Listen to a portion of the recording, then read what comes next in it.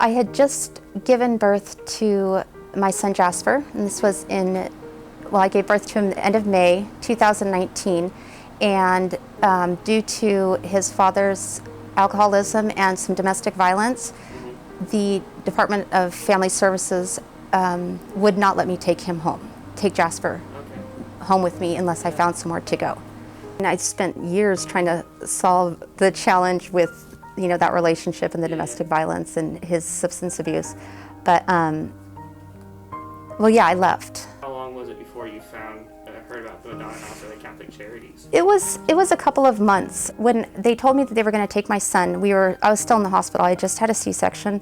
They said, if you don't have a safe place to take your son, you can't leave the hospital with him. Now, not being from Oklahoma and not having any family or friends here, I didn't know where to go. I found a different facility out of town, and that just wasn't a good fit. They did give me my son back right away, and after about a month staying there, just being very uncomfortable there, I left. And because I left, they took my son again. Who did you work the most with? When I first got here and I walked over my application, it was Charissa, who is our program coordinator or director. She came over and got the application from me. She sat and talked with me for a while, asked me, a bunch of questions about what was going on. Then she let me know that, they had to, there's an application process and that they would let me know. At this time, because I was staying in like a weekly hotel, and I said, I only have that room until Friday, and this was like a Tuesday or something. And she said, we'll let you know. They called, and I came in for another interview with Charissa and Veronica, and they just made me feel, very welcome and it was such a contrast from the way things had been. How is your life different now? Oh, it's completely different. When I got here, I was very scared. My self-esteem was zero.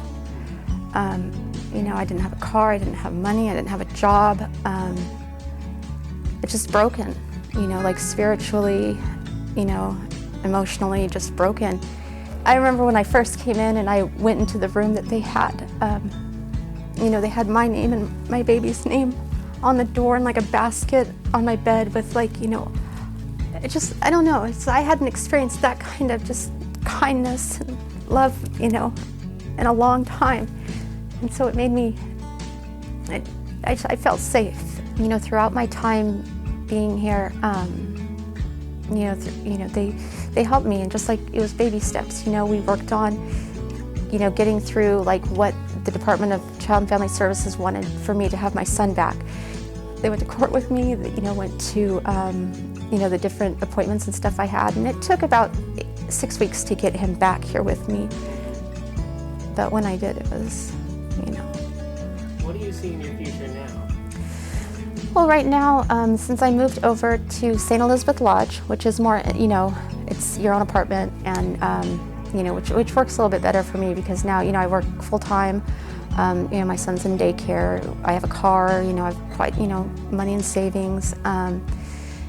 For my future, I'd like to move out and get, a place of my own for me and my son, continue this independence and, just growing stronger and more confident. What would you say to someone who's considering asking Catholic Charities, the Madonna House, or St. Elizabeth Lodge for help? What would be something you say to them? Well, I have told people about this place. I've told quite a few people about this place. Anytime that I've seen somebody who's kind of in need or in trouble, I tell them, you can go over here, go to Catholic Charities, fill out an application. It's it's wonderful. It's unlike any place I've ever been or experienced.